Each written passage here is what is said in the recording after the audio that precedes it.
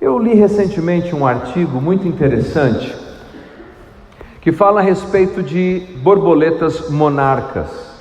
Você já deve ter visto uma borboleta monarca porque ela é comum nas Américas. Ela tem uma coloração alaranjada nas asas e a extremidade parece que tem um contorno preto. E o que chamou a atenção dos pesquisadores foi o seguinte: essas borboletas migram do Canadá e dos Estados Unidos até o México. E eles ficaram impressionados com o senso de direção que elas têm. E resolveram fazer um experimento. E o experimento foi o seguinte: eles apanharam algumas e pintaram as antenas. E descobriram que aquelas que tiveram as suas antenas pintadas não conseguiam seguir o trajeto da migração. O que eles descobriram é que essas borboletas, elas precisam da luz do sol. Sem a luz do sol, elas ficam completamente sem senso de direção. Quando eu li esse artigo, eu pensei em nós os que cremos em Jesus, porque é exatamente o que nós vivemos. Para termos o nosso senso de direção na vida, nós precisamos da luz do mundo, Jesus. Nós precisamos do sol da justiça, Jesus. E sabe, essa falta de direção, ela é quase que epidêmica. Muitas pessoas não sabem em que direção seguem a vida. É assustador ver que adolescentes e jovens, eles não têm sonhos, não têm alvos, não têm rumo. Peter Drucker, uma das mentes mais brilhantes do mundo corporativo, ele disse o seguinte: eu não posso jamais ajudar uma pessoa que não sabe onde quer chegar. É interessante pensar nisso, porque essa confusão pessoal, essa falta de direção não é nova. Ela é um problema pertinente ao ser humano.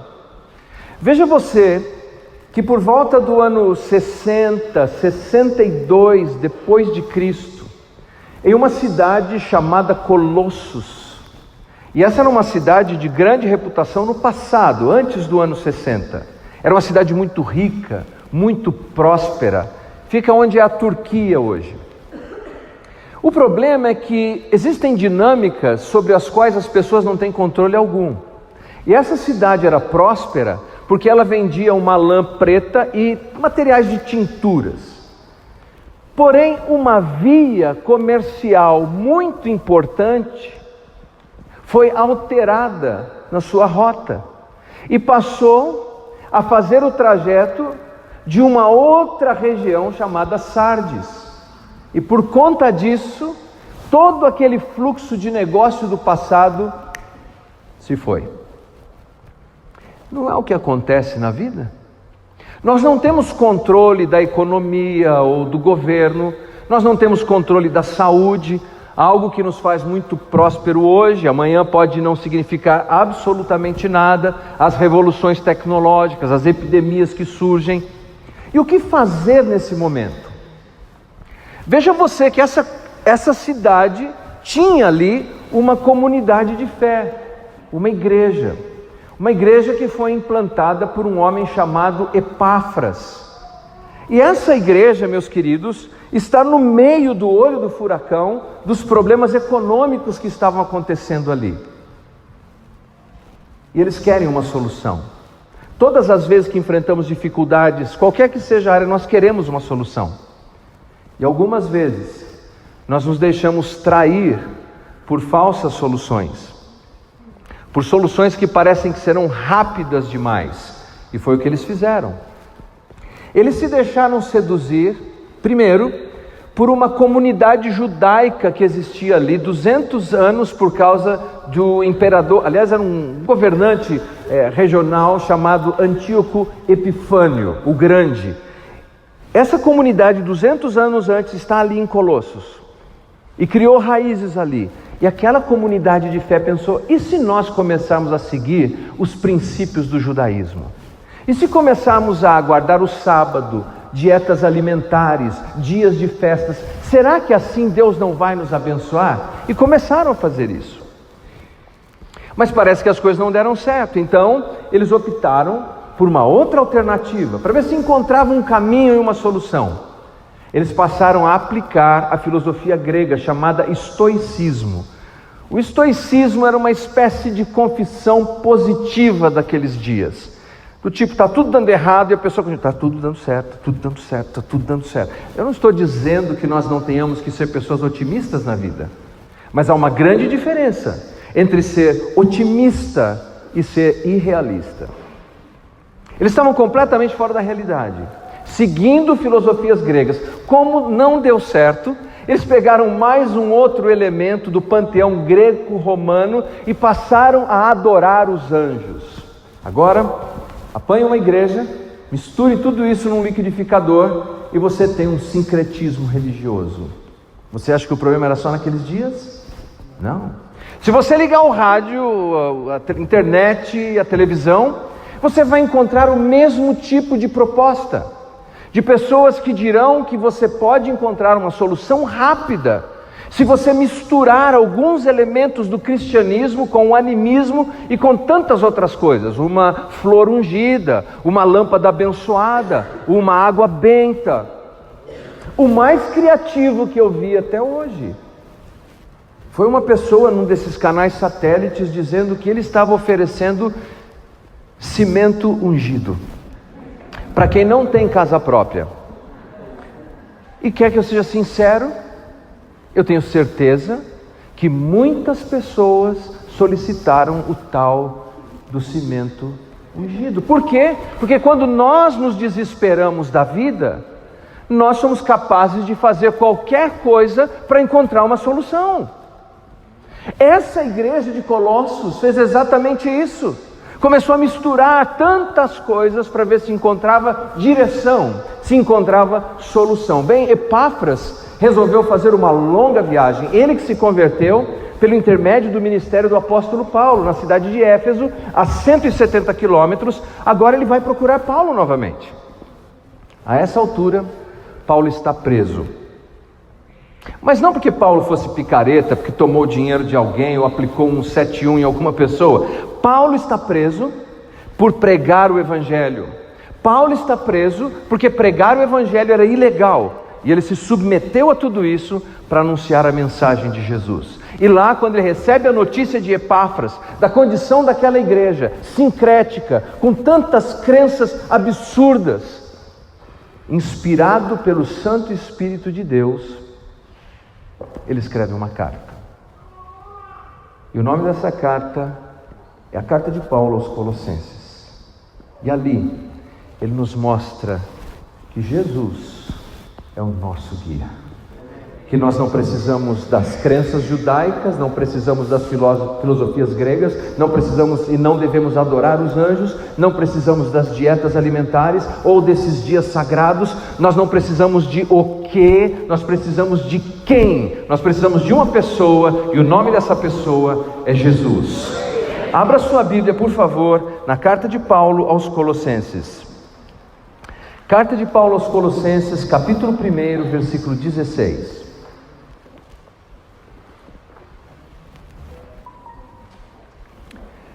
Se você encontrou, por favor, diga amém. Mas eu te dou mais um minutinho, porque a minha colinha já está aberta aqui. Deixa eu ver. Eles estão rápidos, está projetado já. Colossenses 1, primeiro capítulo, versículo 16. Pois nele, Jesus, pois nele foram criadas todas as coisas nos céus e sobre a terra, as visíveis, as invisíveis, sejam tronos, sejam soberanias, quer principados, quer potestades, tudo foi criado por meio dele e para ele. Ele é antes de todas as coisas, nele tudo subsiste. Esse é o versículo chave dessa carta. É a partir dessa informação da primazia, da centralidade de Cristo, que Paulo vai estruturar toda a sua carta. Então, no primeiro capítulo dessa carta, depois se você quiser um esboço simples dessa carta, no primeiro capítulo, Paulo vai dizer que Jesus é o Senhor do universo. É o Senhor de principados, de potestades, de coisas visíveis ou invisíveis, porque tudo foi feito por Ele e para Ele. Recentemente, os cientistas conseguiram provar e demonstrar em laboratório a existência de uma partícula tão pequena. Veja você, nós nos encantamos muitas vezes com esse mundo macroscópico de planetas incríveis, de estrelas cintilantes, mas existe um mundo microscópico, nanoscópico, e eles descobriram uma partícula tão pequena que eles chamam de bóson de Higgs, a partícula de Deus. Eles dizem que é essa partícula invisível que cola todas as coisas. Jesus é Senhor até dessa partícula de Deus. Ele é que mantém esse universo funcionando, encaixado, vivo. Esse Jesus que tem primazia sobre todas as coisas. Esse é o capítulo 1. No capítulo 2, ele nos diz que Jesus é o Senhor da igreja.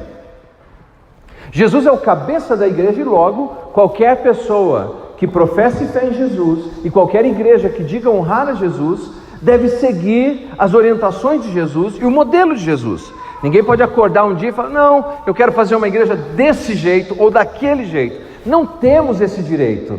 Jesus é o Senhor, é o cabeça da igreja. E nos capítulos 3 e 4, Paulo nos apresenta Jesus como o Senhor do lar, lá da sua casa, da sua família. Jesus é o Senhor dos seus filhos, Jesus é o Senhor do seu marido, da sua esposa, e logo Jesus influencia e decide até como você faz negócios, como você trabalha, como você honra o seu patrão, como você atende o seu cliente. Jesus é Senhor de todas essas áreas das nossas vidas. Ah, esse Jesus é imenso. E é dentro disso que o apóstolo Paulo então vai nos dizer qual é o alvo da vida e o processo para chegar lá. No capítulo 1, por favor, versículo 28 e 29. Capítulo 1, versículos 28 e 29, a palavra de Deus diz assim: o qual, Jesus, não o que, não uma doutrina, não um conceito, não uma filosofia, o qual, Jesus, nós anunciamos, nós, plural, nós todos os apóstolos, aqueles apóstolos, todos eles estão centrados sobre a pessoa de Jesus. Nós o anunciamos, advertindo a todo homem, ensinando a todo homem em toda a sabedoria, a fim de que apresentemos todo homem perfeito em Cristo. Para isso é que eu também me afadigo, esforçando-me o mais possível, segundo a sua eficácia que opera eficientemente em mim. Alvo da vida, nós notamos aqui. Qual é o alvo da vida? Parte B do versículo 28. Perfeitos em Cristo. Mas se você comparar várias traduções, você vai ver que os tradutores optaram por versões diferentes. Se você tem aí uma nova tradução na linguagem de hoje, você vai ler assim: apresentar pessoas adultas espiritualmente. Alguém tem essa versão? Ali, Solange, atrás. Eu estou sem óculos, então não estou enxergando bem quem está aí, mas isso aí, muito bem. Isso. Se você ler, por exemplo, a NVT, a nova versão transformadora, você vai ler assim: apresentar maduros em Cristo. Alguém tem maduro em Cristo? Por que essas diferentes traduções? Perfeito em Cristo, maduro em Cristo, adulto em Cristo. Porque a palavra grega traduzida por teleios, aliás, teleios traduzida nas várias Bíblias que nós temos, se você traduz por perfeito, parece muito, porque carrega a ideia de infalível. E quem é infalível aqui, por favor, levante a mão que nós vamos jogar você da ribanceira. Ninguém é perfeito, ninguém é infalível. Então a palavra perfeito parece muito. Então alguns tradutores optaram por adultos, outros por maduros. Mas reconhecidamente o vocábulo grego parece exigir mais do que apenas maduro. Então, perfeito parece muito, maduro parece pouco. E por essa razão nós temos várias versões desse vocábulo. A melhor maneira de entendermos isso é pensarmos um pouco naquilo que o pirata nos desenhos animados ou nos filmes ele utiliza para enxergar de longe. Como é o nome daquela coisinha que ele estica para enxergar? Não é luneta, mas a luneta é parente. Telescópio.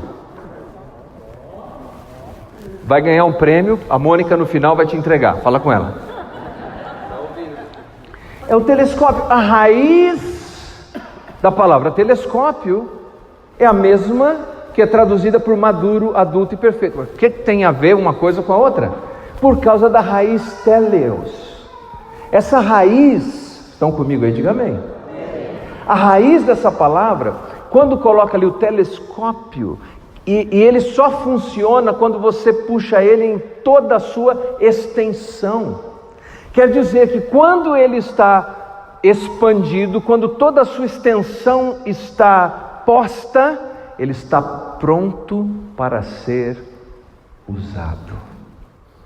A ideia da palavra é que o objetivo da vida, e era o objetivo do apóstolo Paulo, e deve ser o nosso objetivo, é estar pronto para viver a vida na sua melhor versão, na sua melhor dinâmica, como imagem e semelhança de Jesus. E por que o telescópio é uma boa ilustração? Porque à medida que você vai abrindo, ou seja, há um processo para que ele esteja pronto para o seu uso. Deus Todo-Poderoso, esse Jesus que tem toda a primazia, Ele está trabalhando na sua vida. Ele está trabalhando na minha vida. Há um processo na sua vida. Não esqueça disso. Ele está trabalhando. Ele está abrindo esse telescópio para que você esteja em plena condição de ser usado e de viver a vida. Pronto para o seu pleno funcionamento. Pronto para viver a vida em capacidade total. Note que Paulo diz assim: eu desejo apresentar as pessoas assim. Deus não termina a sua vida quando você aceita Jesus como Salvador.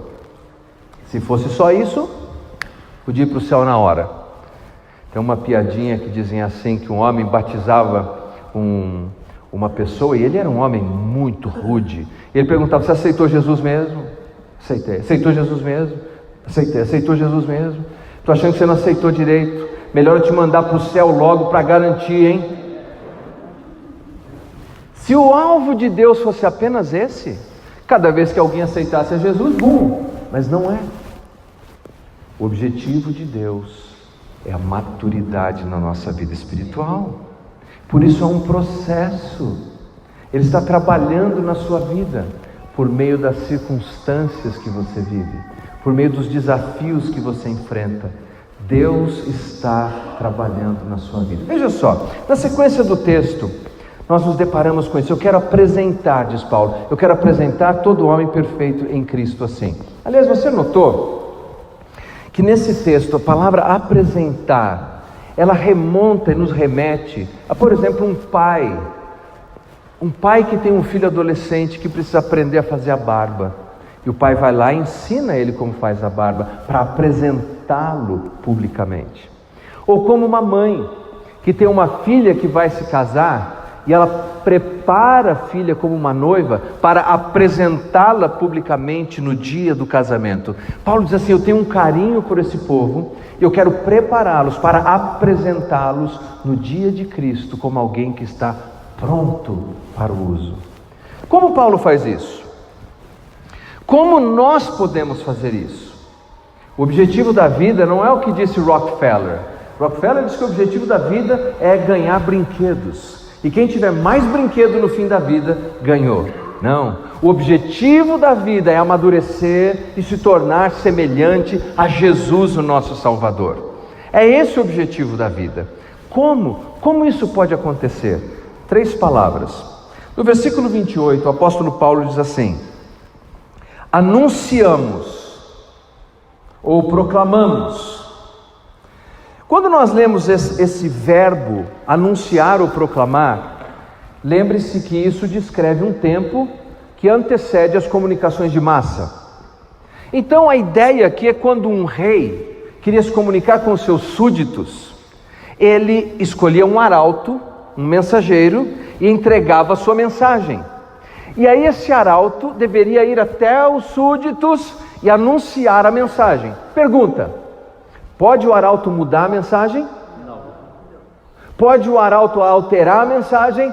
Não, porque quando o mensageiro vai lá e entrega a mensagem, ele diz assim: assim diz o rei. É a mensagem do rei, ele não pode alterar aquele conteúdo. E quem recebe a mensagem? O recipiente. Se ele rejeitar a mensagem, ele está rejeitando a mensagem de quem? Do rei. Paulo disse que a maneira como ele queria levar as pessoas a amadurecerem, estar prontas para viver a vida na sua intensidade, prontas para funcionarem na vida, é por meio da mensagem, do anúncio. Mas veja você, não qualquer anúncio, da palavra de Deus que não pode ser alterada. Você deseja crescer? Vou perguntar esse lado aqui, que eles estão bem atentos. Olha só. Vocês desejam crescer? Amém. Deixa eu ver se a turma aqui. Vocês desejam crescer? Amém. Desejamos crescer. Se nós desejamos crescer, a primeira coisa que nós devemos fazer é nos submeter à palavra de Deus. Você precisa dedicar a sua vida a ouvir mensagens que sejam legitimamente bíblicas. Você precisa ouvir mensagens, não mensagens diluídas, não essas que te oferecem lâmpada ungida, rosa benta. Não. Você precisa da pura palavra de Deus. E se você receber a pura palavra de Deus, ela vai começar a trabalhar no seu interior. Ela vai despertar você. Porque a fé vem do ouvir, e vem do ouvir a mensagem de Deus. Literalmente é isso que diz a Bíblia. Se você é como eu, você já viveu isso. Me converti na minha adolescência. E foi muito difícil, porque a minha família não era uma família de fé. Não era uma família evangélica. Minha mãe estava aqui hoje de manhã. E eu orei muitos anos pela conversão dela. Eu sofria muitas pressões. Quando eu visitei o meu avô, um português daquele, hein? Ele dizia: gato não mia, gato faz maiau. Então você já tem uma ideia. E ele disse assim: você não tem nada que preste, nada que eu admiro, porque você se tornou um cristão, porque você crê em Jesus como teu Salvador. Não aceito isso. Você traiu a nossa tradição. Foi muito difícil. E algumas vezes eu chegava num ambiente como esse que nós estamos, pensando: hoje é o último, não volto mais, eu vou apenas cumprimentar os amigos, eu vou me despedir de algumas pessoas queridas, e é meu último dia. E quantas vezes uma mensagem pregada me desafiava, me encorajava, me exortava, e eu falava: é isso, esse é o caminho, eu vou prosseguir. Nós ouvimos muitas mensagens, mas alguns dias tem aquela mensagem que cai como uma luva na vida da gente. Já aconteceu isso com você? Quando a mensagem vem como uma luva na vida da gente. É por isso, meus queridos, que quer estejamos com muita vontade ou pouca vontade, nós devemos nos submeter ao autêntico ensino da palavra de Deus. Essa é a primeira palavra: anunciar. E quem pode ser transformado pelo anúncio da palavra de Deus? Note no versículo 28, aí na sua Bíblia, e por favor me diga: quantas vezes a palavra todo homem aparece?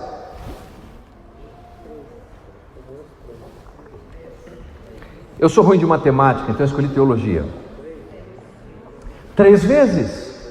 Em um versículo, todo homem, anunciamos a todo homem, advertimos todo homem, para apresentar todo homem. A ideia aí, todas as pessoas.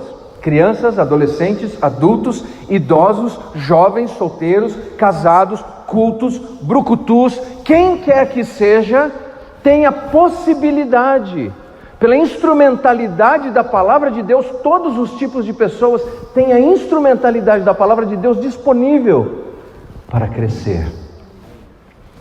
Então o que devemos fazer nós? Aproveitar as oportunidades para ouvirmos a pura palavra de Deus para o nosso crescimento. Essa senhora Uma senhora africana, cega, 70 anos de idade, aceitou Jesus como seu Salvador. E ela começou a crescer espiritualmente e ficou desejosa de compartilhar a sua fé. Mas ela não podia ler. Ela pediu ao missionário que grifasse na sua Bíblia João 3,16. Grifasse em vermelho. E ela ia até a porta de uma escola. E quando saíam as crianças, meninos e meninas, ela perguntava para eles se eles sabiam ler francês. E quando eles ouviam très bien, quer ver como ele fala um très bien bonito aqui, olha? Ah, outra coisa. Quando eles diziam isso, ela apresentava a Bíblia e dizia, leia aqui. E eles liam João 3,16. Aí ela perguntava, o que você entendeu? E ela passava a apresentar o Evangelho. Você sabe que dezenas de pessoas se converteram por meio dessa mulher, cega, analfabeta, 70 anos de idade, e muitos deles se tornaram pastores. Sabe por quê? Porque a palavra de Deus pode fazer qualquer um de nós crescer e florescer e dar fruto. Você está crescendo? Quando nós estudamos a palavra de Deus, vemos na carta aos Coríntios que passaram 5 anos desde a implantação daquela igreja. Eles deveriam ter crescido, mas não tinham crescido. Quando estudamos a carta aos Hebreus semana passada, tinha passado 30 anos e eles não tinham crescido. Por que não crescemos, meus queridos? Vocês desejam crescer? Amém. As mulheres aqui desejam crescer? Amém. E os homens? Amém. Se nós desejamos crescer, nós precisamos nos submeter ao ensino, à pregação da palavra de Deus. Segunda palavra que nós encontramos aqui. A primeira é anunciar. A segunda palavra é ensinar. Eu vou dar um salto, porque é uma palavra no meio. Ensinando a todo homem. Anunciando a todo homem, ensinando a todo homem. São duas coisas diferentes. Nesse ambiente que nós estamos num ambiente de pregação, de anúncio da palavra de Deus. Em Atos capítulo 28, versículo 31, há uma descrição do ministério de Paulo que diz assim: pregando, isto é, anunciando o reino de Deus, com toda intrepidez, sem impedimento algum, ensinava as coisas referentes ao Senhor Jesus. Há uma diferença entre essa experiência que estamos tendo agora e a de ensino. Como é isso? No ensino, as ideias podem ser expandidas. No ensino, no ambiente de ensino, você pode perguntar. No ambiente de ensino, há uma troca, um aprofundamento de ideias que não acontece num ambiente como esse. Veja só um exemplo.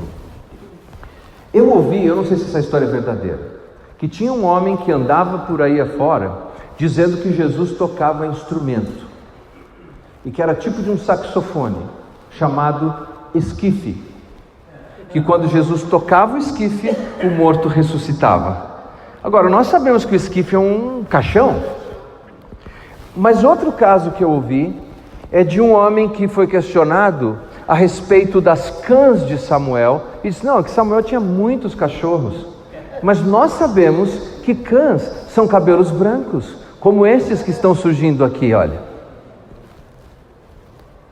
Uma outra coisa foi a respeito de alguém que foi questionado sobre rabisco. A Bíblia fala sobre rabisco, e ele disse, rabisco é a molinha da ponta do chuchu. Não!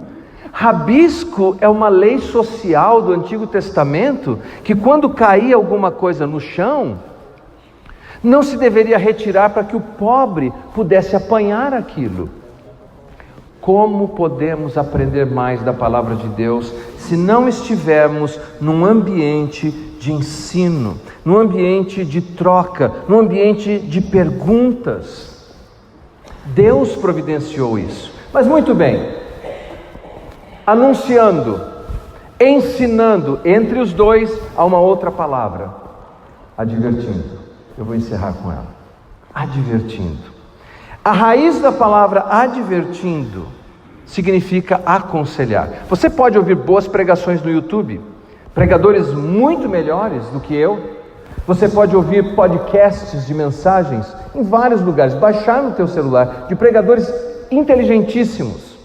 Mas tem uma coisa que eletronicamente você não pode fazer, é receber essa advertência, essa admoestação, porque isso se dá no contato com outro ser humano. Isso se dá, creio eu, na providência de Deus no ambiente de igreja. Me permita um exemplo. Eu já contei algumas vezes, mas recordar é viver. Quando eu e Julie tivemos uma grande dificuldade no nosso casamento, porque eu era muito intenso no trabalho, eu achava que ser workaholic era uma virtude e não uma doença, e eu queria trabalhar cada vez mais, cada vez mais, cada vez mais. Isso começou a afetar o nosso relacionamento, e ela me disse: Leandro, você precisa de um dia de folga. Ou você arruma um dia de folga, ou arruma um advogado. Eu saí de casa e liguei para um amigo crente de igreja e disse: fulano, você conhece um advogado? E ele falou: mas o que acontece, Leandro? Eu contei a história para ele, achei que ele ia me apoiar. E ele disse: Leandro, você está errado.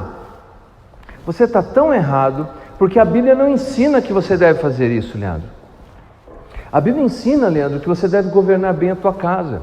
Você deve ser um bom marido, um bom pai.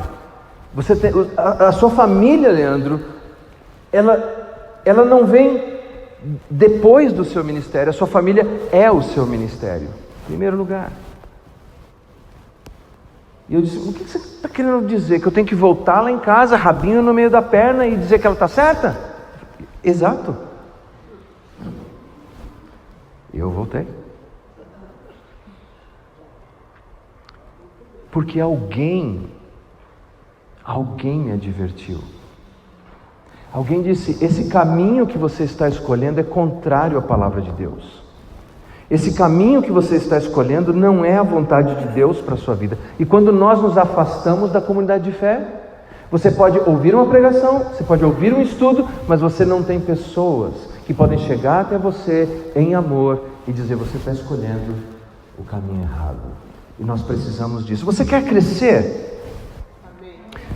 Eles estão mais animados aqui. Vocês querem crescer? Amém. Vocês querem crescer? Nós queremos crescer. Se nós queremos crescer, nós precisamos nos submeter à pregação da pura palavra de Deus. Não qualquer coisa, mas da palavra de Deus. Segundo, nós precisamos estudar e aprender da palavra de Deus. E terceiro, nós precisamos do convívio em comunidade de fé, para que possamos receber a advertência necessária para o ajuste da jornada. Eu vou encerrar com a história de Charles Simeon. No século XIX, Charles Simeon, ele pregava o Evangelho. E ele pregava com muita intensidade, encorajando os seus discípulos a sempre servirem a Jesus. E muitos desses se tornaram missionários e pregadores da palavra de Deus. Dentre eles, um jovem chamado Martin. Henry Martin foi missionário na Índia, foi missionário na Pérsia, hoje Irã. E esse moço, ele deu a sua vida pela pregação do Evangelho. Ele morreu de tuberculose. Antes da sua morte, na época não existia fotografia, eles pintaram um retrato desse moço. E quando ele faleceu, mandaram para Charles Simeon. Ele ficou chocado ao ver aquele jovem tão magro que estava. E quando ele viu aquilo, a palavra que veio na cabeça dele, duas palavras, era a primeira: seja sincero, não brinque. Seja sincero, não brinque. E ele escreveu embaixo daquela foto: eu não vou brincar. Eu fico pensando se o problema da estagnação espiritual que nós vivemos é porque nós estamos brincando. Eu fico pensando se o problema é que nós não estamos levando isso a sério. E se nós queremos crescer, nós precisamos nos submeter à pura pregação da palavra de Deus, ao estudo da palavra de Deus, à advertência da palavra de Deus. E assim, meus queridos, nós cresceremos. Stephen Covey e Rebecca Merrill, no seu livro, eles disseram o seguinte: o maior desastre da vida é a gente plantar alguma coisa e esperar colher outro. O maior desastre da vida é a gente plantar uma coisa e esperar colher outra. Se queremos crescer, nós precisamos ser sinceros e deixar as coisas de criança. A opção que eu e você temos é mamadeira ou maturidade. O que você vai escolher? Que com a graça de Deus nós possamos escolher o caminho da maturidade. Vamos ficar em pé.